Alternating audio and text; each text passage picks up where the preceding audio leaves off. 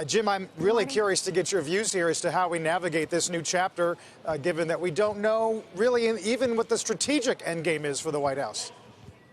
Yeah. You know, Carl, we probably, you knew a correction of some part was going to come this year at some point. If it wasn't trade wars, it probably would be something else. And so I look at it more in that light. I think the direct impact of the trade war would have to go on quite a while before it really damages the economy tremendously, you know, and you've got to put that alongside those 0.3 off GDP, alongside the fact that we've got, you know, a lot lower bond yields than we had last year, faster real money growth, much greater fiscal stimulus as a percent of GDP.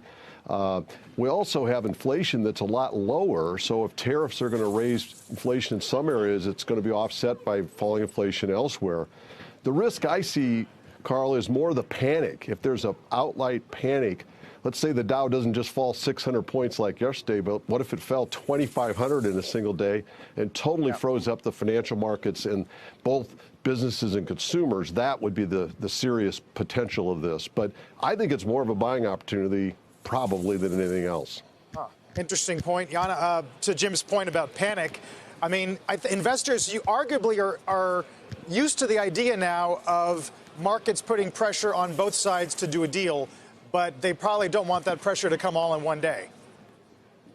That's correct. I think ultimately tariffs are a tax. They're a tax on growth and tax on consumer confidence and business sentiment.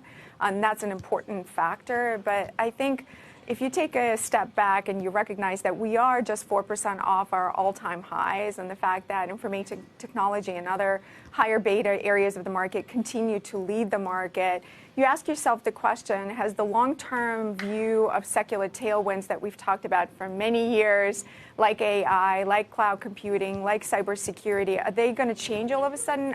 Or are they going to accelerate and therefore bring the companies that are participating in those tailwinds with them? And we think the ultimate answer is yes.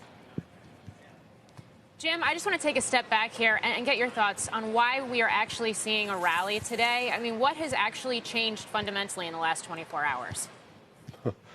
Yeah, well, you know, I think, you know, just on a really short-term basis, Morgan, the market at least didn't just continue to collapse throughout the day and end on lows of the day. It did find an intraday bottom and show a little support there, if you will, before the close yesterday, which I think helps technically. But, you know, I think the real reason more than anything, the other thing in the background here is you've got so many portfolios that came into this underweighted to risk. And they were because they kind of went off of that after the December swoon. They never got back in.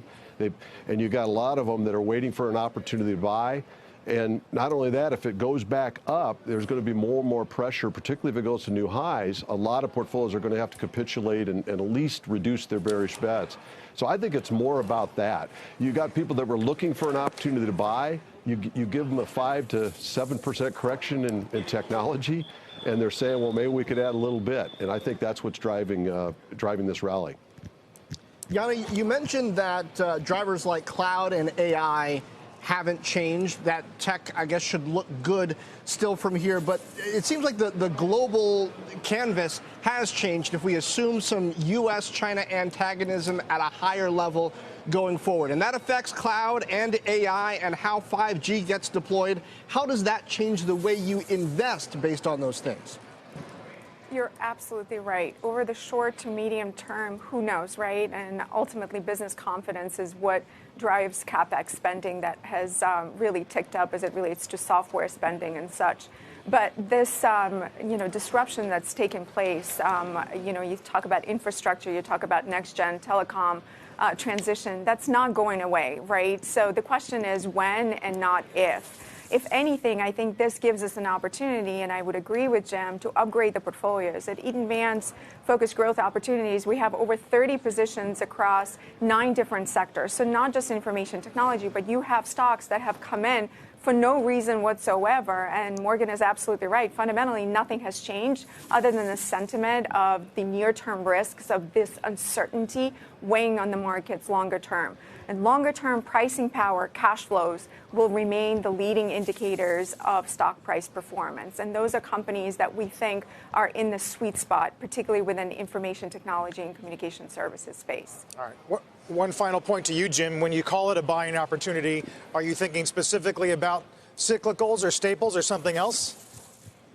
Well, I take advantage of the core leadership, which Yana spoke of here, to have an opportunity at a discount to buy into that, and that'd be the tech and the comms and part of the consumer discretionary. I think you ought to add some there. But I think the two other areas that, to me, if you give yourself a little more time than the rest of this week, emerging markets and financials, I think both look very, very attractive to me, and I think will be part of the leadership story going forward.